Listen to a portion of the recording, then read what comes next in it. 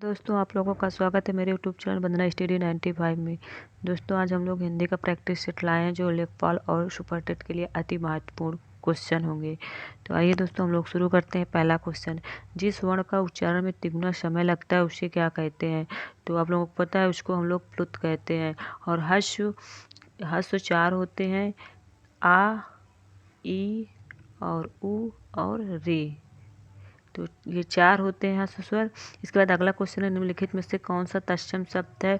इसका option number D सही है, दूर्वा।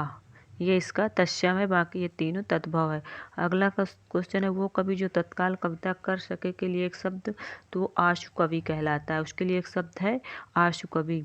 इसके बाद अगला क्वेश्चन है, निम्नलिखित में से कौन सा शब्द अमात्रिक है? तो अमात्रिक का मतलब उसमें कोई मात्रा न हो। तो दशरथ एक ऐसा शब्द है जिसमें कोई भी मात्रा, बिना मात्रा के ही दशरथ लिख गया है। इसके बाद अगला क्वेश्चन है, ता शब्द किसके योग से बना है? तो ता शब्द जो है ता और रा मिल के बना है और ये एक संयुक्त व्यंजन है। संयुक्त व्यंजन कुल चार होते हैं।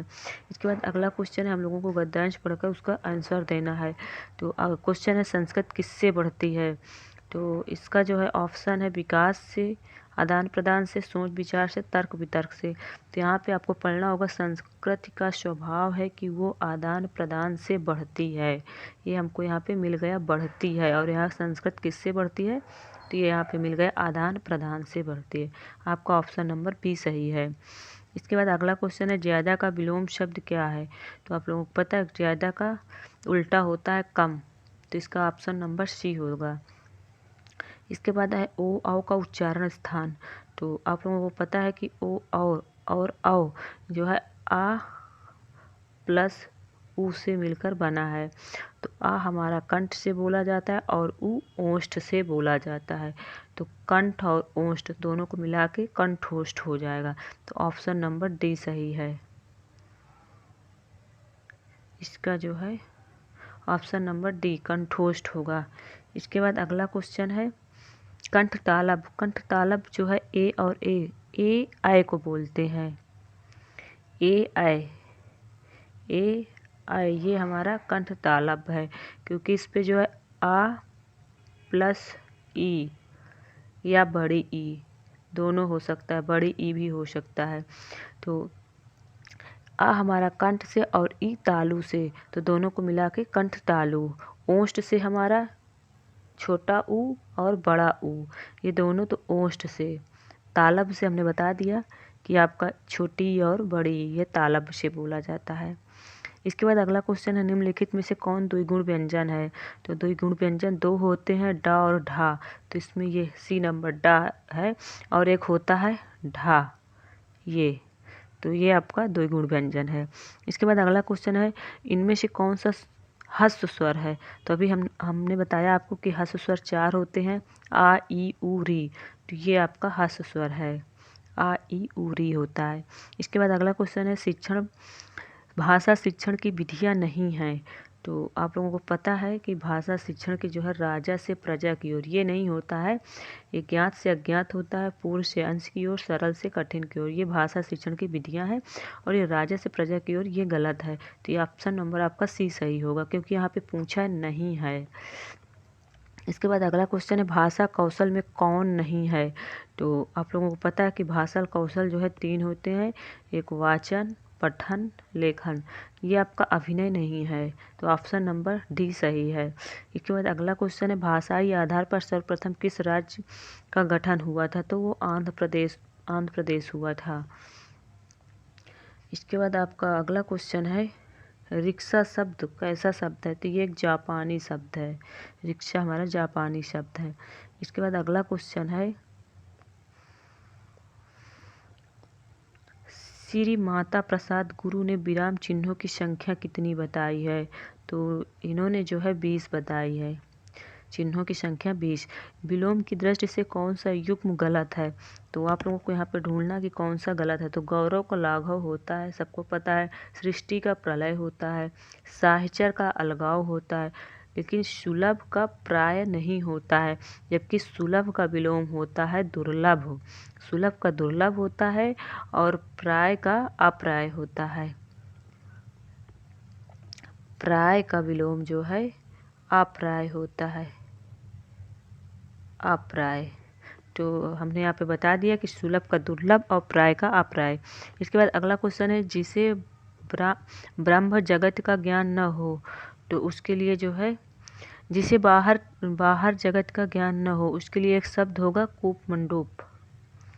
कूपमंडूप, जिसे बाहर जगत का ज्ञान न हो, उसके लिए एक शब्द है कूपमंडूप। इसके बाद अगला क्वेश्चन है, जिन छंदों की गणना केवल मात्राओं के आधार पर की जाती है, उनके लिए उन्हें कहते हैं मात्रिक छंद, उन्हें कहते हैं मात्रिक छंद कहते हैं।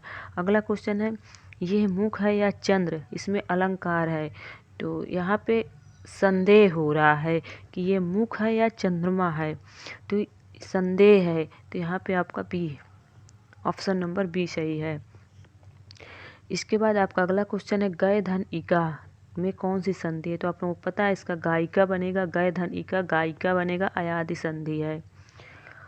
और दीर्घ संधि आ प्लस छोटा आ या बड़ा आ, उसमें जो है दीर्घ संधि बनेगा। गुण, जिसमें ए की मात्रा हो या फिर ओ की मात्रा, उसे हम गुण संधि कहते हैं। और वृद्धि संधि आई की मात्रा या औ की मात्रा। इसके बाद अगला क्वेश्चन है, इनमें से कौन सा युग्म गलत है। यहाँ पे शुद्ध अशुद्ध हमको देखना है, अशुद्ध को शुद्ध, तो आप लोगों को पता है कि ज्येष्ठ ऐसे लिखा जाता है, तो ये सही है। उपलक्ष ऐसे लिखा जाता है। इसके बाद क्षेत्र भी सही है, ऐसे लिखा जाता है। बट घृणा ऐसे, ये गलत है, ये युग्म आपका गलत है, ऑप्शन नंबर ए सही है। अगला क्वेश्चन है, सप्त सिंधु में कौन सा समास है, तो आप लोगों को पता है कि संख्या का बोध हो रहा है, तो द्विगु समास, आपका ऑप्शन नंबर बी सही होगा। अगला क्वेश्चन है, अभ्यागत में किस उपसर्ग का प्रयोग हुआ है, तो अभी का प्रयोग हुआ है। इसके बाद सिलाई में कौन सा प्रत्यय है, तो आप लोगों को पता है कि सिलाई में आई प्रत्यय है, ऑप्शन नंबर सी।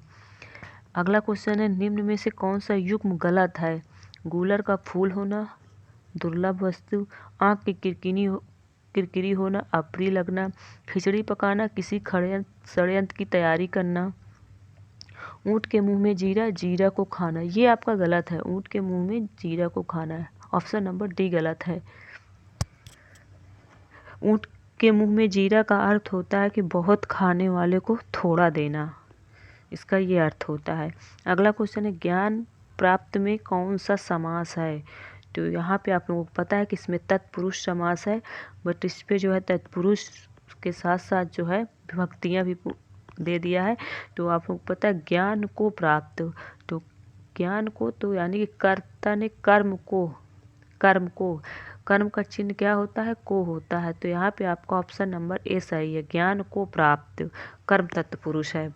करण तत्पुरुष करण का होता है से माध्यम के लिए, संबंध का की के, आप लोगों को पता है, अपादान से इसका भी होता है, लेकिन अलगाव के लिए होता है। अगला क्वेश्चन है, कर्म की प्रधानता वाले वाक्य को क्या कहते हैं, तो आप लोगों को पता है जिसमें कर्म की प्रधानता होती है उसे कर्मवाच्य, कर्ता की प्रधानता कृतवाच्य। निम्न में से कौन सा शब्द पुल्लिंग है, तो इसका आप लोगों को पता है कि पुल्लिंग होता है उत्साह, ये पुल्लिंग है। गाड़ी, टहनी, नम्रता, ये स्त्रीलिंग है, इसका ऑप्शन नंबर बी सही है। इसके बाद अगला क्वेश्चन है, चितंबरा किसकी रचना है, तो आप लोगों को पता है कि चितंबरा जो है पंत की है, तो इसका जो है ऑप्शन नंबर बी सही है, सुमित्रानंदन पंत की है चितंबरा, इसका ऑप्शन नंबर बी सही है।